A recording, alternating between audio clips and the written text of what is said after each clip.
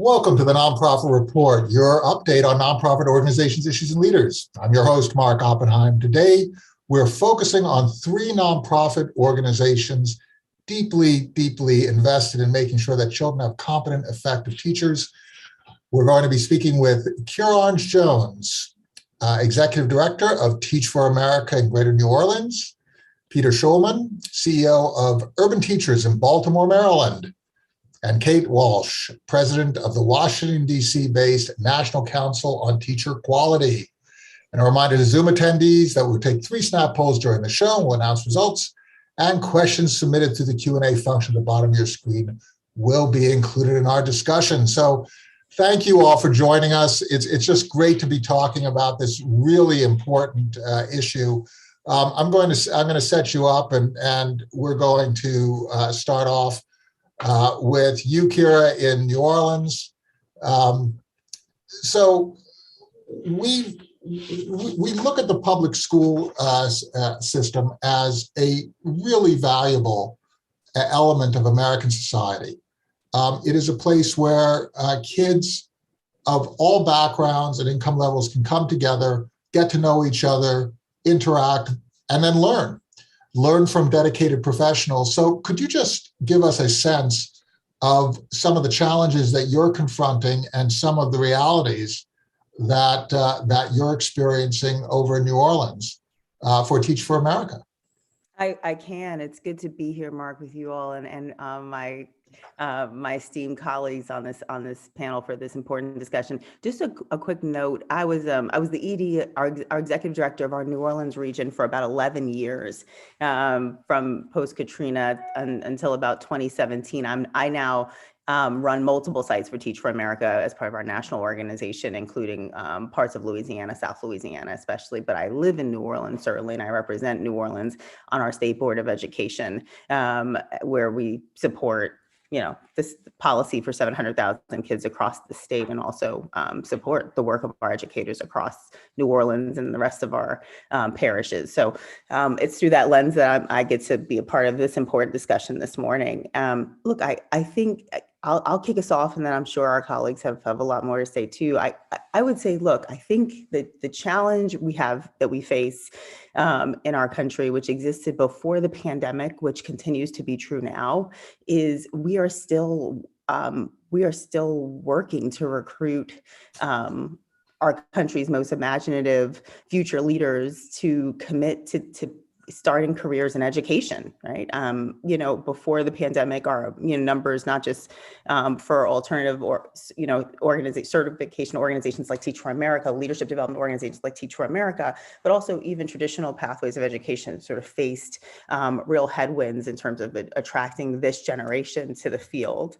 And we are now in the middle of a time in our country where educators, arguably committed, imaginative educators, have never mattered more than they do right now. And we are not only faced with how to recruit them, how to sustain them, but also once they're in the classroom, especially given the challenges we face in New Orleans and across the country in light of this particular moment, we have to figure out new ways of supporting them to have skill sets that enable them to teach asynchronously, right? Not only connect with kids asynchronously, meaning that you might have some kids in the classroom and you might have some kids online, right? Exactly. So it's becoming a much more complicated environment, isn't it? It is, and our job is still to make sure that every teacher we put in front of a student or a set of students in a classroom are prepared, not only to teach content that's going to be meaningful and putting kids on a path to have a successful year, but also be able to build relationships and build trust and do all of that in a context now where some of the traditional teaching levers don't exist as they did before in the middle, and yet it's necessary. And Peter, in urban environments, you have particular challenges, don't you? Yeah, so urban teachers, we work in Baltimore, DC, and Dallas, and in prior works, district and policy, I've worked in Miami and Camden and Trenton, and certainly it's it's a reality, Mark. As we think about the topography and tapestry of the United States, we can't divorce the challenges from our education system from those from broader society. So as we think about what this means for the content of this conversation, there's a broader, I would say, disequilibrium in the labor market as we think about the production in terms of the quantity and quality of teachers that we need in this country. Kate had alluded to this earlier before we started the show in terms of the numbers and the volume of teachers that we produce. Well, are we producing the teachers that in the subject areas and in the regions that most specifically urban and also rural students need? The answer is no. And we'll see that in terms of what those jobs look like, in terms of what those jobs pay, in terms of where the incentives are for the teacher prep industry to produce teachers in what subject areas and doing student teaching in what locations.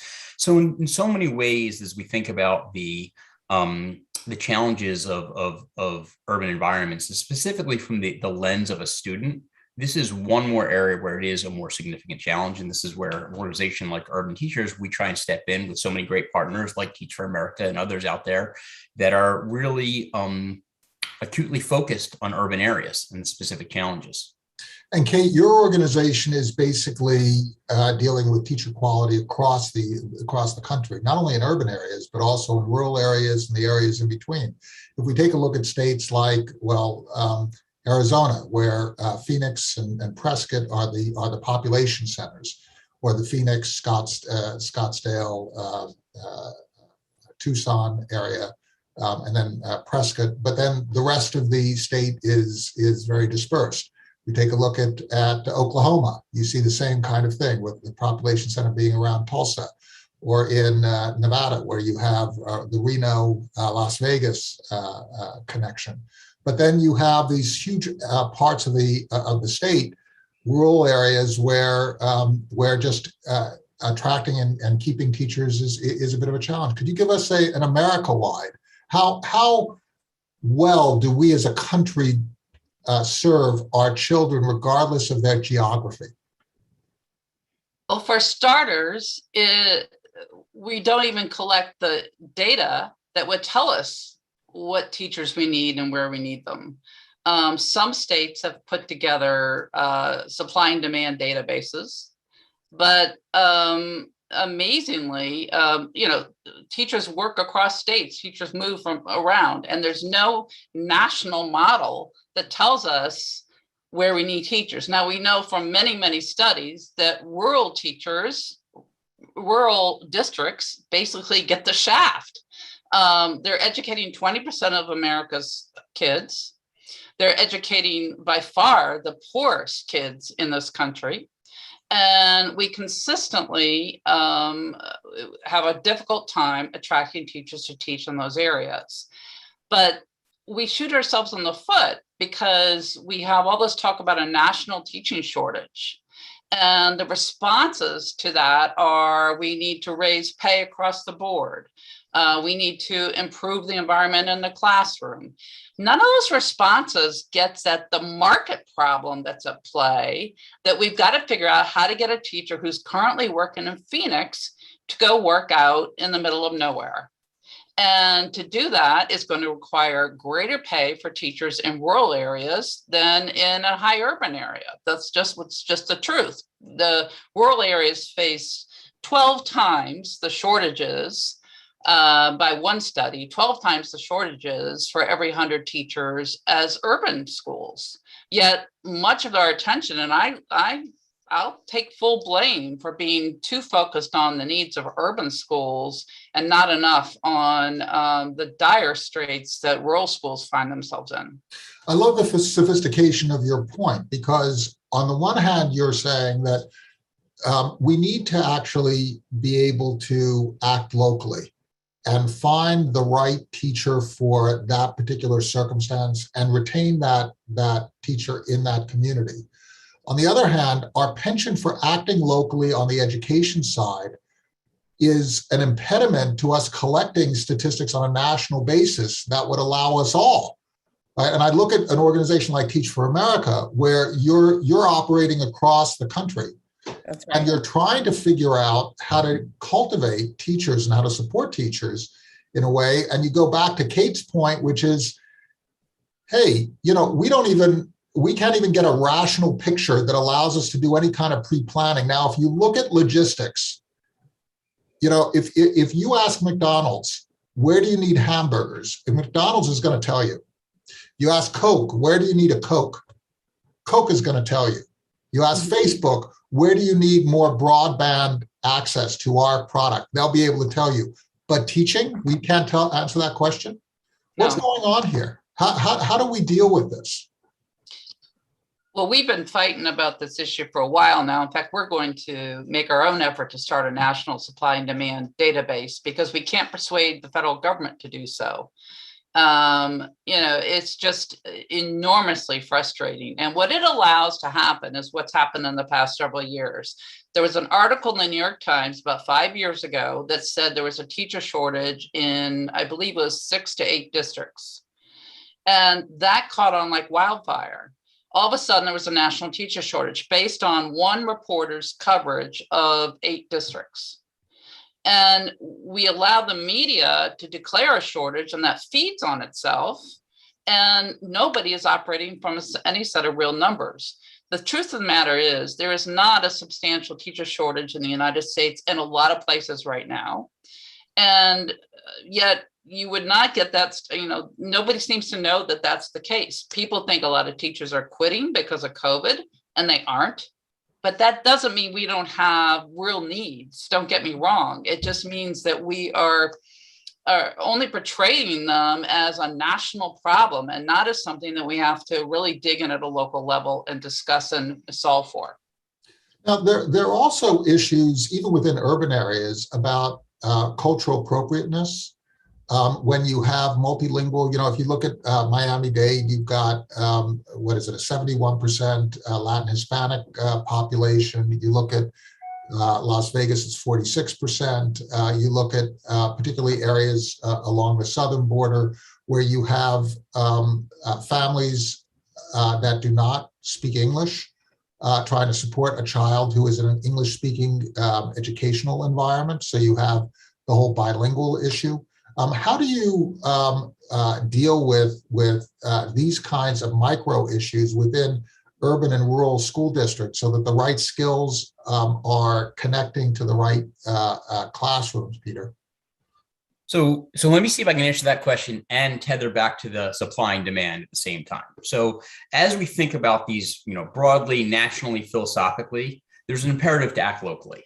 And as we think about the work that Urban Teachers does and Teach for America, what we've said is we want to recruit, place, support, and embed teachers within specific communities that meet the needs of those communities. So if we're working with Baltimore City Public Schools, it means working very closely with their human capital department to understand what are the vacancies they have, what are they projecting. That way we can recruit specifically to bring in what we call residents, which our folks do a full year teaching residency before they become teachers of record, but really thinking about their human capital needs to inform our preparation work. So the tethering of those two pieces, which I think is really, really important, speaks to something that's not typically done in education, where there is a chasm where teachers typically might be trained in sort of, the traditional higher ed, maybe bubble, if you will, do a student teaching in a very uniquely suburban area, maybe Bethesda, but then go teach in Ward 7 in DC. And that's a vastly different environment.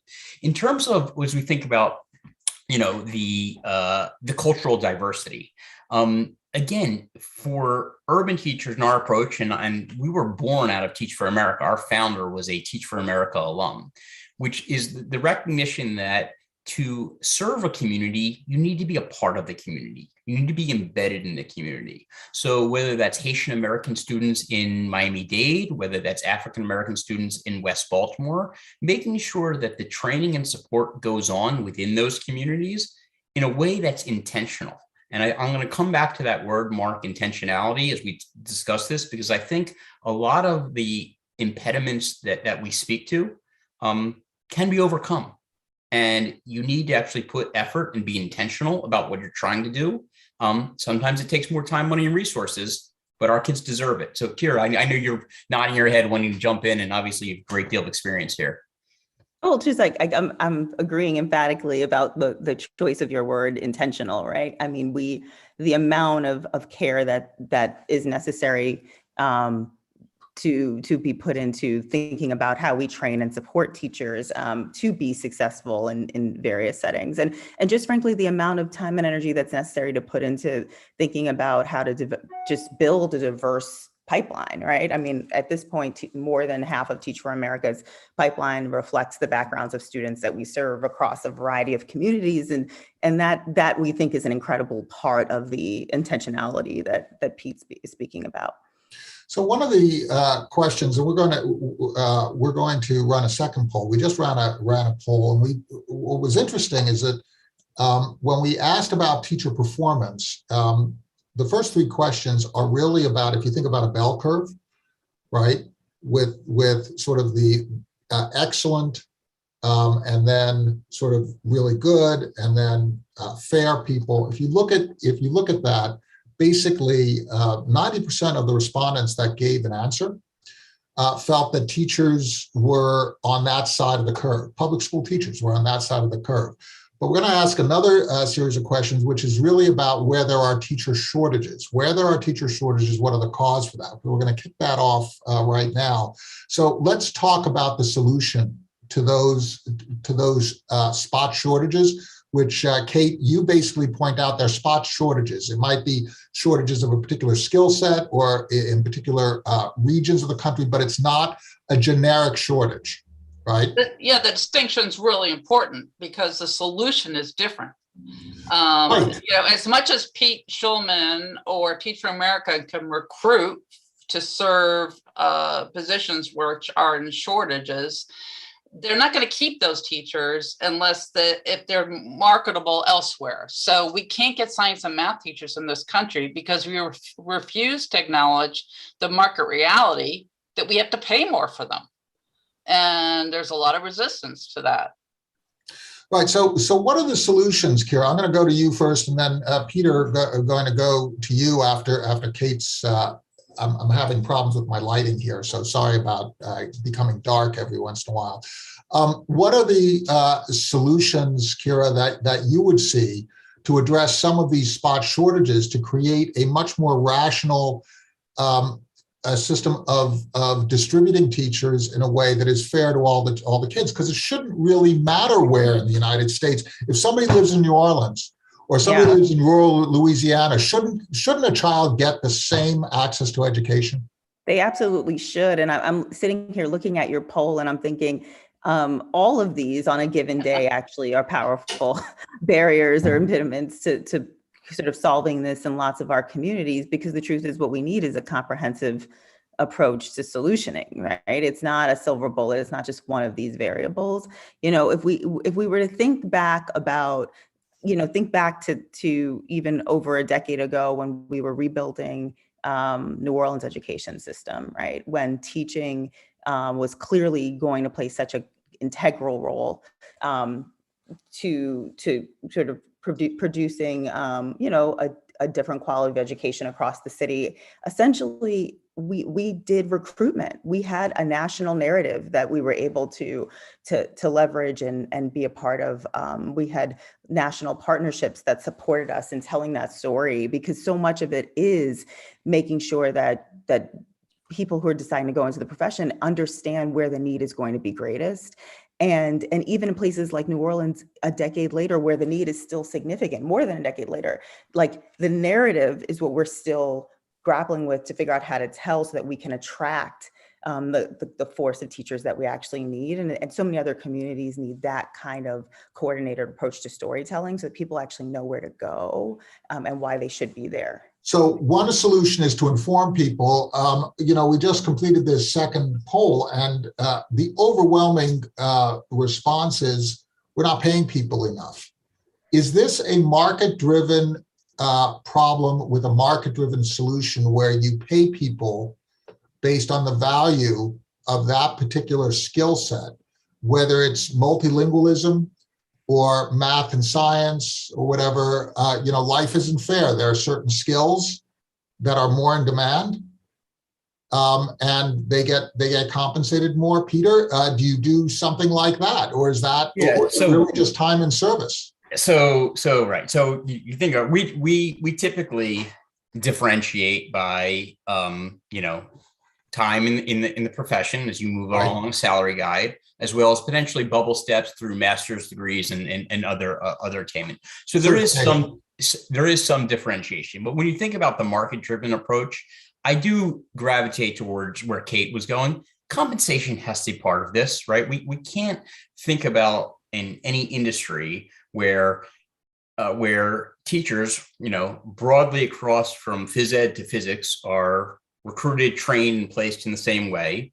They're compensated and developed in the same way. And then we have this teachers leaving every 3-4 years, hole in the bucket that we try and fill. It's just nonsensical. So as we think about that differentiation, and the federal and state governments have gone some degree of this when we think about loan forgiveness and aid that comes in specifically to teach in certain subject areas in certain environments, but it's certainly not enough, because what we've seen is a little bit of rinse and repeat, right? And as we think about the evolution and the genesis of TFA, Teach for America, and even more recently, Urban Teachers, we wouldn't exist or need to exist if this problem was being solved by the traditional mechanisms, both in terms of how teachers are being prepared, and then how do we actually treat them as a labor force? Well, isn't the public school system in certain respects being attacked due to its own inability to resolve these issues using certain tools? I mean, it looks to me like charter schools, independent schools, and so on and so forth have become ascendant in many respects because the public school system across the country has not been able or has barred itself from grappling with, by applying certain solutions. And so in a sense, there's an attack that's based on an inability to resolve some of the issues that you're raising, Kate. Isn't that what's going on? Oh, well, certainly charter schools and Teach for America would never have gotten started if not for large scale dissatisfaction for the traditional status quo, or how we were preparing teachers and how we were educating kids. There's no question of that. The demand for charters has skyrocketed because of so much dissatisfaction. But I do want to pivot back to this point about pay. Pay has got to definitely be part of the solution, because there is no field in which we don't apply those market rules. But we are always going to have a hard time getting a physics teacher in schools these days, because we can't begin to fathom competing with what Google pays for a physics. Right. So we do have to look to other solutions. And I think that COVID has actually been a healthy injection of trying new possibilities. So we do need to spread the influence of one physics teacher across more than one school to many schools, and that can be done. We now have the technology and everybody's used to it, and we can do it. So I do think there are some creative ways to tackling some of these problems, but the more fundamental issue is that in the United States, we routinely, for decades now, have produced twice as many elementary teachers as are needed by school districts. Nobody does anything about that. Teacher prep says it's not our job to tell people they can't teach first grade. That's, we're not going to do that. And states don't tell higher ed that if they want to keep licensing their teachers, you want to keep preparing teachers for a license, they have to reduce. Nobody's willing to make the hard steps. But imagine if you were an elementary, you wanted to teach first grade, but someone said, you know what? You can get $5,000 more if you're willing to teach special ed in first grade. Well, that might change a lot of people's minds. So money is absolutely part of the solution, but it's also being a little bit realistic about how we can spend that money. So I love the solutions that we're coming to. First, there is this idea of sharing on a regional and national basis data about supply and demand, of basically creating an information clearinghouse on a national basis, not dependent on the federal government, but doing it as an initiative. And that can work within a state, within a region, a collection of states, as you're doing, Kira, or it could be within a city. It could also be across the country, but data is absolutely important. The second piece is the whole idea of looking at this as micro imbalances, not a national imbalance, but a micro imbalance, which was, Kate, your biggest initial point.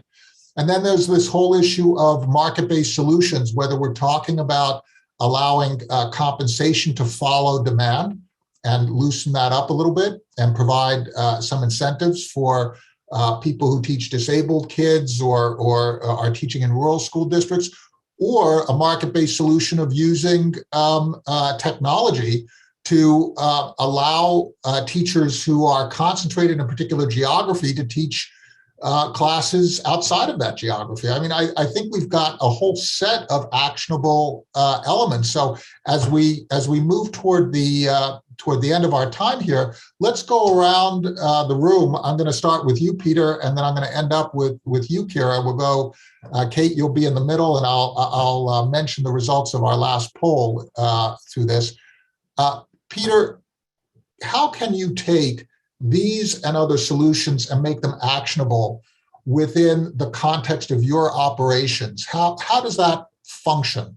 And what are your biggest initiatives today? Yeah, so broad question. Let me just bookend the conversation we've been having, because I think my answer will speak hopefully a little bit to both. We've been talking a lot about supply and demand, right? Equally elusive is this idea of quality and effectiveness data. And as we think about the two, it's not just about sort of getting a warm body in a physics role in a certain school district, right? And the two have to come together. So from the standpoint of urban teachers, I think there's a couple pieces here. First is, I don't only believe it's the market, Mark. I believe it's the market, and there is a role for government here, right? And I'll give an example of that. If I were authoritarian in charge or what have you, I might say that every teacher should be certified in special education as well.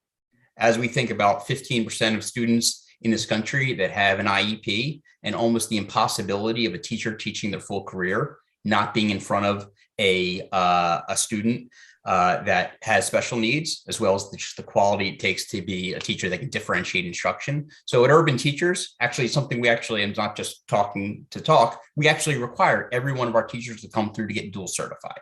So as we think about this, I don't have the answer for the broader elements of this. There are collective bargaining at play, which is both national and hyperlocal. We have both federal, state, and local policy to wrestle with. As a state policymaker, I can speak to sort of one corner of that work.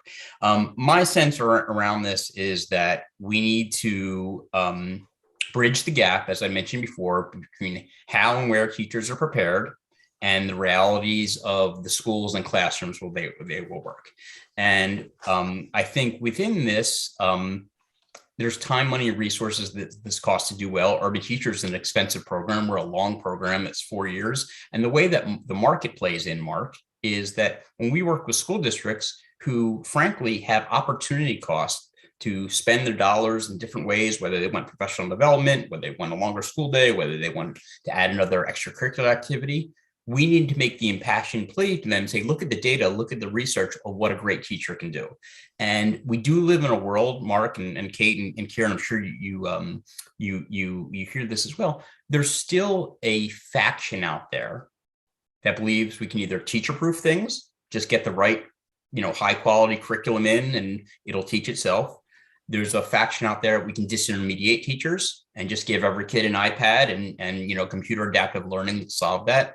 I think that COVID's proven some of that to be wrong in terms of, parents seeing the need of the importance of teachers, but really being able to continue to sell the importance of teachers. I know that sounds silly that we have to still do that in this day and age, but why teachers are important, what the research says about diverse teachers, what the research says about dual certified teachers, and then appealing to school districts and saying, as you think about this finite set of resources that you have to spend, here's why you should invest in teacher prep and development in the front end. So it's really, your focus is really on the teacher as a teacher and the professional skills, competencies, attributes of a teacher to ensure both quality and the that the correct teacher is available to. That's right. I mean, Mark, just to put it out there, the greatest in-school factor that influences students' academic performance is the quality of the teacher in the classroom. That's been proven time and time again by research, as well as anyone who's ever spent time in K-12 or even higher ed. The importance of what a great teacher can do does not have to be a research study alone. We've all lived it. And Kate, what is your answer? What is your biggest initiative to improve the situation? And you did talk about this whole data issue, which I thought was just fascinating. Yeah, it's intimidating, but we will not improve teacher quality in this country until we address the problem of teacher shortage being declared on the basis of a few newspaper stories. All anyone has to do is say national teacher shortage, and we see a lot of progress that we've made to improve quality of teachers in the United States unravel. States are getting rid of testing requirements to make sure teachers actually know anything about the subject they're going to have to teach, simply because they're worried about a teacher shortage. So we're determined to start piloting this work in the next few years and really build it out, but it's not easy given how teachers move around. I mean, I think that what needs to be done in this case is get a consortium of nonprofits together who each of them throughout the entire 50 states can have access to that data, agree on a standard, and just collect that. It shouldn't be that difficult. No, it is something that could be done fairly quickly, and the infrastructure is pretty much in place. It's amazing as I go around how knowledgeable people are about their regions. Kira, what is we're gonna wind up with you, and I'd like to thank everybody for participating in our polls and in participating in the discussion. Kira, what is your major initiative to create out of this discussion some action? So, I'll just build on what's been shared already and add that, look, Teach for America fundamentally is a leadership development organization, right? And we believe teaching is a profound act of leadership, right? And that beginning, in the classroom and having a direct impact on students is the